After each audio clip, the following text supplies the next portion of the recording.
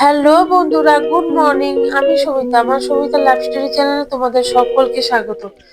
তো এই যে দেখো, সকাল সকাল উঠে পড়েছি। উঠে এই যে সব বাসি কাজকর্ম সেরে আমি হলো দাঁত আর কি ব্রাশ করছি, আর পরে কাজ করব। এখানে বিছনা বুছনা তোলা হয়ে গেছে, উঠান টুটান ঝাড়ু দেওয়া হয়ে গেছে।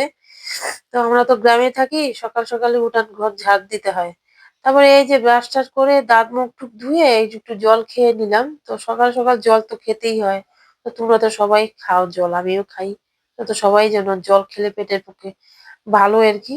এই ঘুম থেকে উঠে আমি একটু জল খাই আর কি সব দিনই। তারপরে অন্য কাজ করি। তারপরে এই যে দেখো, তোমাদের আজকে রেসিপিটা দেখাবো। এখানে হলো চান্দা শুটকি যাকে বলে, এই চান্দা শুটকির আজকে করবো ভর্তা। তো এখানে নিয়েছি হলো 100 গ্রামের মতো, 50 গ্রামের মতো চান্দা শুটকি। তারপরে এই যে দেখো, পুরো টকবগা গরম জল দিয়ে এখানে ভিজিয়ে রেখেছি। ভিজালে কি হয়, গুড়ি গুড়ি আঁশ যে থাকে এটার মধ্যে, এই মাছটার মধ্যে আঁশ যেমন থাকে না, তাও যদি থাকে তাহলে উঠে যায়। তারপরে এখানে দেখো পেঁয়াজ আর রসুন ছুলে নিয়েছে, এখানে দুটো লঙ্কা। রসুনটা আমি এই মাছ ইয়েতে দিব না, মাছের মধ্যে দিব না, অন্যের জন্য, অন্য তরকারির জন্য কেটেছি। তাই এখানে রেখে দিয়েছি, ছুলে রেখে দিয়েছি, অন্য তরকারিতে দিব। তো আমার হলো শুকনো মাছ দেখো, শুটকি মাছ ধুয়ে টুয়ে একদম পরিষ্কার করে ঝকঝকা করে নিয়েছি এক বাটির মধ্যে।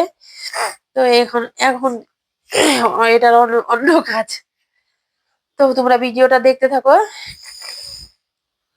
তো এই যে কড়াই বসিয়ে নিয়েছি, কড়াই গরম হয়ে গেছে। এখানে দিয়ে দিলাম কতগুলো রসুন। পেঁয়াজ দিব না এখানে, রসুন দিয়েই করবো আজকে। রসুন দিলে টেস্ট হয় বেশি, পেঁয়াজ দিলে কেমন হয়, জল জলা কাদা কাদা হয়। তো এই যে মাছ ধোয়া মাছগুলা দিয়ে দিলাম। মাছটা খানিকটা ভাজা ভাজা করবো। তো দুটো লঙ্কা দিয়ে দিয়েছি। তো এখানে দিলাম অল্প লবণ, অল্প হলুদ,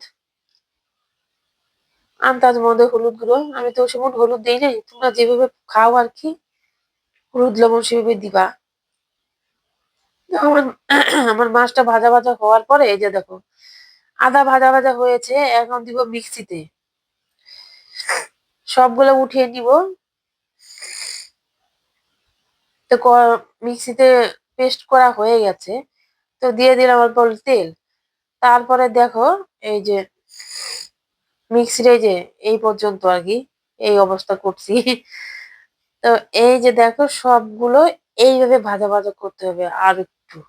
তো আদা ভাজা তো করেই তো নিয়েছিলাম, এখন আরেকটু ভাজা ভাজা করবো। ভাজা ভাজা করার পর এই যে লুকটা হয়েছে দেখো, এটা খেতে অসাধারণ লাগে। তোমরা যে যে খেয়েছো তো জানো, আর যারা খাওনি তো একবার যদি করে খেতে আর কি, তাহলে বুঝতে। পরে দেখো অল্প কাঁচা পেঁয়াজ দিয়ে দিয়েছি। কাঁচা পেঁয়াজ দেওয়ার পর একটু ধনেপাতা, একটা কাঁচা লঙ্কা। তা আমি তো একটা ডোলে খাবো কাঁচা লঙ্কা, তোমরা খেতেও পারো, চাইলে নাও খেতে পারো। তো এই যে দেখো, লুকটা দেখো একবার। এটা খুব টেস্টি টেস্টি হয়, খুব টেস্ট হয়, বেশি কিছু না। এই ভাজবা আর বাটবা, এই আর কি। তো আমার ভিডিওটা যদি তোমাদের ভালো লাগে, লাইক কমেন্ট শেয়ার সাবস্ক্রাইব করো। ভালো থেকো, ভালো ভালো ভিডিও দেখতে।